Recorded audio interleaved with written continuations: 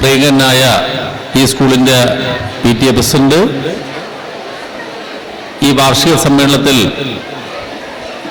പങ്കെടുത്ത പഞ്ചായത്ത് പ്രസിഡന്റ് ഉൾപ്പെടെയുള്ള ജനപ്രതിനിധികൾ, ഈ സ്കൂളിലെ HM ബിന്ദു ടീച്ചർ, മുൻ PTA പ്രസിഡന്റും വാർഡ് മെമ്പറുമായ ശ്രീ MC സുരേഷ് അവർകൾ, മറ്റ് PTA MPTA അംഗങ്ങളെ, ഈ സ്കൂളിലെ പ്രിയപ്പെട്ട അധ്യാപകരെ, ഏറെ പ്രിയങ്കരായുള്ള രക്ഷകർത്താക്കളെ, കുഞ്ഞുമക്കളെ, മുൻ വർഷങ്ങളിൽ 2 ദിവസമായിട്ടാണ് ഈ സ്കൂളിൻ്റെ വാർഷികം നടന്നിട്ടുള്ളത്. നമ്മുടെ സബ് ജില്ലയിൽ നോക്കുമ്പോൾ ഏറ്റവും കൂടുതൽ അഡ്മിഷൻ പ്രൈമറിയിലായിരുന്നാലും പ്രൈമറിയിലായിരുന്നാലും നടക്കുന്ന ചില സ്കൂളുകളിൽ ഒരു സ്കൂള് വെളപ്പിൽ സ്കൂളാണ്. സമഗ്ര ശിക്ഷ കേരള അതിന് പല ഘട്ടങ്ങളിൽ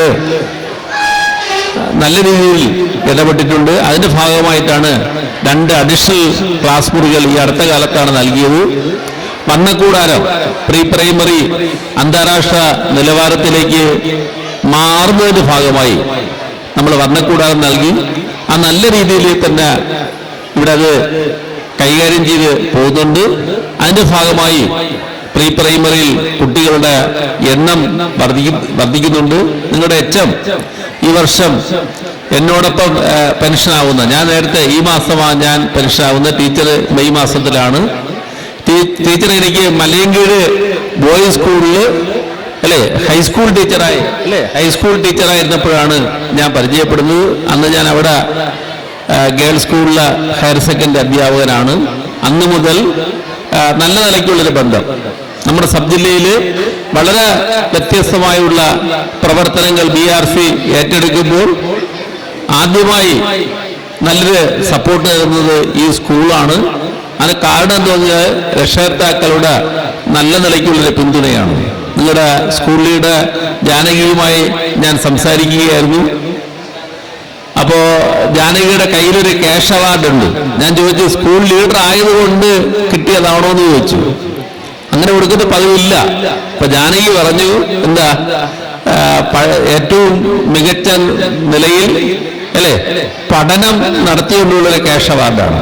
അപ്പൊ HMനോട് ചോദിച്ചപ്പോ HM പറഞ്ഞാൽ ജാനകി എല്ലാ മേഖലകളിലും നന്നായി ഇടപെടുന്ന ഒരാളാണ്. LKG മുതൽ ഇവിടെ പഠിക്കുന്ന കുട്ടിയാണ്. ഇനിയും പൊതുവിദ്യാലയത്തിൽ തന്നെ ചേർന്നുവെന്നാണ് ജാനകിയുടെ ആഗ്രഹം. അതുപോലുള്ള ഒരുപാട് ജാനകിമാർ ഇവിടെ ഉണ്ട്. ഇനിയും ഒരുപാട് ജാനകിമാർക്ക് പഠിക്കാനുള്ളൊരവസരം ഈ സ്കൂളിൽ ഉണ്ടാകട്ടെ. ഈ സ്കൂളിലെ ഈ വാർഷികത്തിന് എല്ലാവിധ ആശംസയും അർപ്പിച്ചുകൊണ്ട് നിർത്തുന്നു. നന്ദി.